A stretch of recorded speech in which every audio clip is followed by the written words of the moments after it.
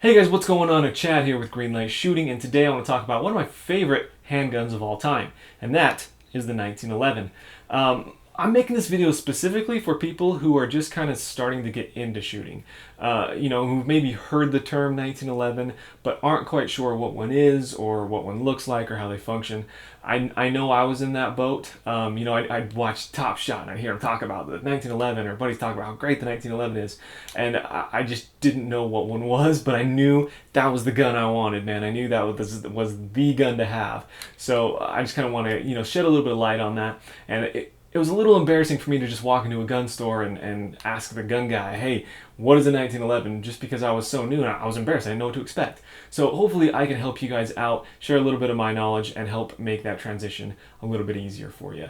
So the 1911, before we get into the actual physical gun itself, let's start into just a tiny bit of background history. I don't want to go too deep into history because a simple Google search will tell you everything you need to know, and Google knows an awful lot more than I do. So yeah, check that out if you're interested. Otherwise, just a tiny bit of background history. The 1911 was developed by John Browning. It was developed in the 1890s, and it was purchased by the U.S. Army on a contract in 1911. It was first mass-produced by Colt, and it's been in service ever since. Really, I mean, that contract lasted until I believe the early 1990s or so, and then the Berettas got picked up. But the 1911s were just such a hit. I mean, they literally revolutionized the way that handguns were made and shot and everything about them. So people are still using these today heavily in armed forces, in law enforcement,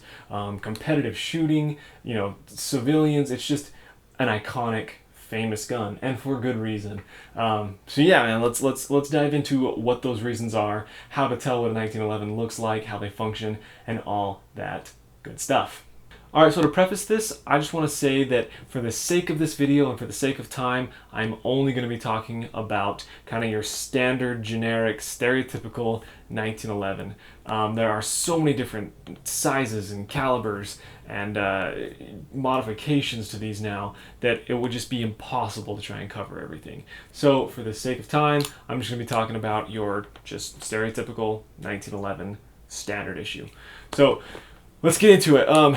This is your 1911 frame. I want you to think of this 1911 frame like an automobile body style. Okay, so in automobiles, there's your two-door coupe, your four-door sedan. Those are body styles, right? They're just generic body styles. Now, there are different manufacturers of that. Honda makes one, Ford makes one, Toyota, whatever. They all make these different vehicles, but they're still that standard body style. And granted, there are different levels of quality, I guess, within those body styles. You've got some down here, some clear up here, and that's the same way with the 1911. This is a 1911. For all intents and purposes, this is what a 1911 is going to look like frame-wise. Might be different colors, might be different sights, different grips, whatever, but this is the frame of a 1911. The specific one is a Remington. There are tons of different manufacturers, Colts, SIGs, the list goes just on and on and on and on and on. So the telltale signs of a 1911, generally speaking, they're made out of stainless steel, so they're very heavy. They've got a 5-inch barrel on your standard issue ones, and they are a single action only semi-automatic handgun. They have a grip safety on the back here, and at the top of that grip safety is this little tail right here, sometimes refers to as a dovetail or a beaver tail. I believe those are two different things. I think one just kind of comes down, one comes up. Essentially, this little tail here is just set to protect your hand when that slide comes rear and back during the recoil process. Now they also have a manual safety back here, so that can be flipped up, and those are kind of your telltale 1911 signs. That is a 1911.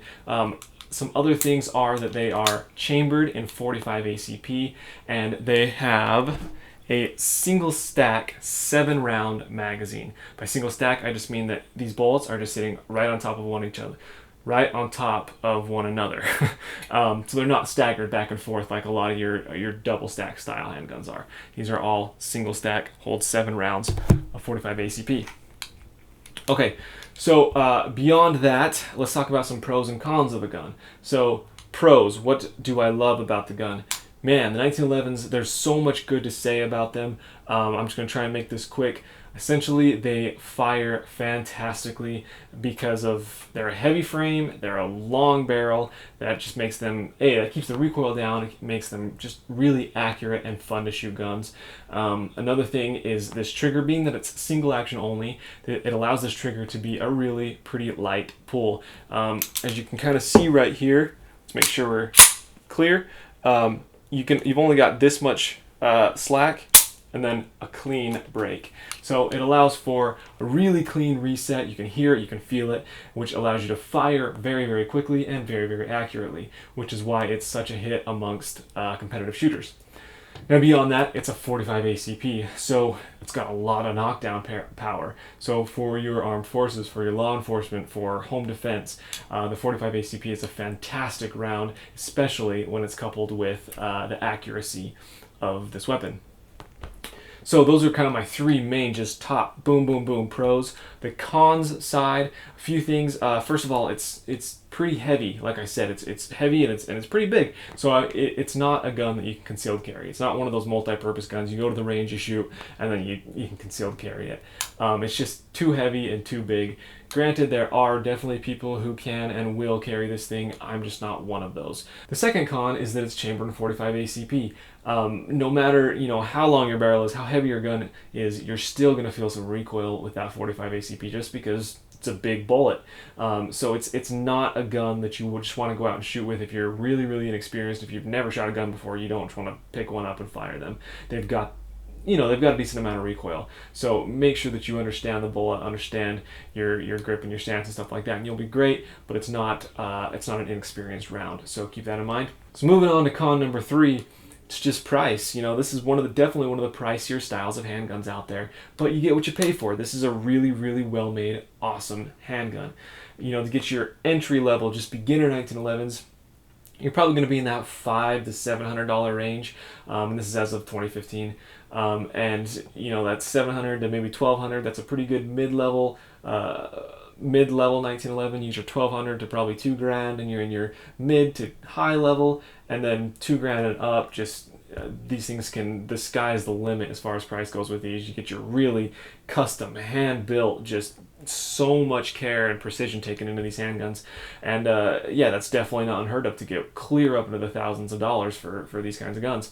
So that's definitely a con on the list, but like I said, you get what you pay for. So yeah, hopefully that just gave you a little bit more understanding into what the 1911 is, how it works, and there's just so much information to cover on it, and I was trying to make it as quick as I could and get as much information in as I could, but if you still have questions, just Google it, YouTube it, there's a ton of good information out there. If you still have any questions for me, definitely leave them in the comments below or send me an email over at greenlightshooting@gmail.com, and I'll be more than happy to help. If this video helped you out and you enjoyed it, please like the video. That helps me out a ton. Subscribe to the channel and share the video, all that good stuff. That just that helps me out and it lets me know that you guys are enjoying the videos and that you want more of this style. If you have any other ideas, leave them in the comments. It's just a big community. I'm trying to do what I can here, and I appreciate all the support from you guys. You guys are fantastic. So thanks so much for watching. If you haven't seen these 2 videos, please check them out, and we will see you next time on Greenlight Shooting.